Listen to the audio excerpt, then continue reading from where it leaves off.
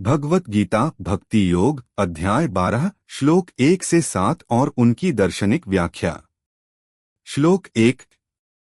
अर्जुन उवाच एवं सततयुक्ता ये भक्तास्त्वा पर्युपास्ते ये चाप्यक्षर्म व्यक्तन तेषा के योगवित्तमा है।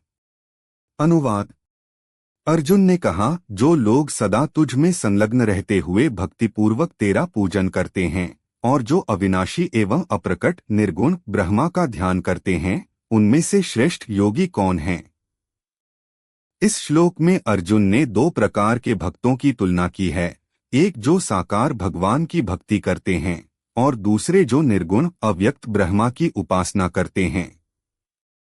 वह जानना चाहते हैं कि इनमें से कौन श्रेष्ठ है। श्लोक 2। श्री भगवानुवाच मया वेश्य मनो ये मां नित्ययुक्ता उपास्ते श्रद्धया पर्योपेतास्ते में युक्तत्मा मता है। अनुवाद।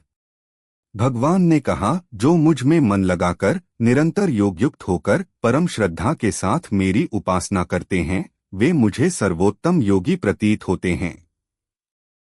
यहाँ भगवान श्री कृष्ण ने कहा कि जो भक्त साकार रूप में उनकी पूजा करते हैं और अपने मन को उनमें स्थिर रखते हैं, वे श्रेष्ठ योगी हैं।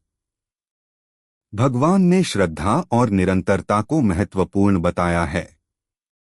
श्लोक 3 से 4। ये त्वक्षर्म निर्देशम व्यक्तम पर्युपास्ते सर्वत्रग्मचिन्त्यं च कूटस्थं चलन ध्रुवम् संनियमेन्द्रिय ग्रामन सर्वत्र संबुद्धयः ते प्राप्नुवन्ति मामेव सर्वभूतहिते रता है। अनुवाद।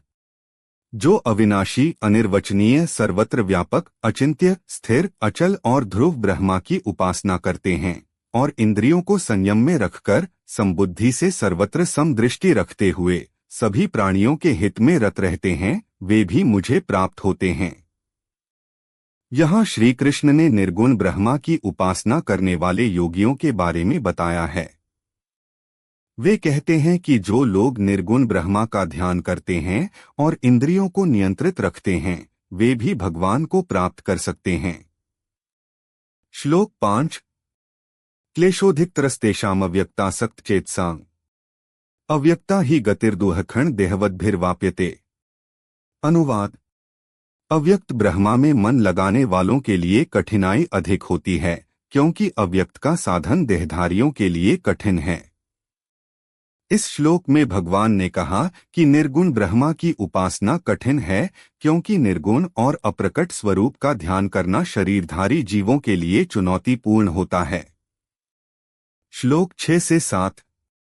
ये तो सर्वाणि कर्माणि मयि सन्न्यस्य मत्परा है अनन्येनैव योगेन मां ध्यायन्त उपास्ते तेषां हन समुद्धरता मृत्युं संसार सागरात् भवामि न चिरात् पार्थ मया वेशित चेतसाम्।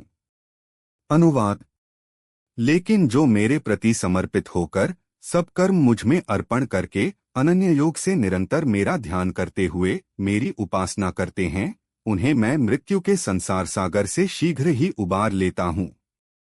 भगवान श्री कृष्ण यहाँ कहते हैं कि जो भक्त अपने सभी कर्मों को भगवान को अर्पित करते हैं और अनन्य भाव से भगवान का ध्यान करते हैं, वे भगवान के प्रिय होते हैं। भगवान ऐसे भक्तों को संसार के दुखों और मृत्यु के भय से शीघ्र ही मुक्त कर देते हैं।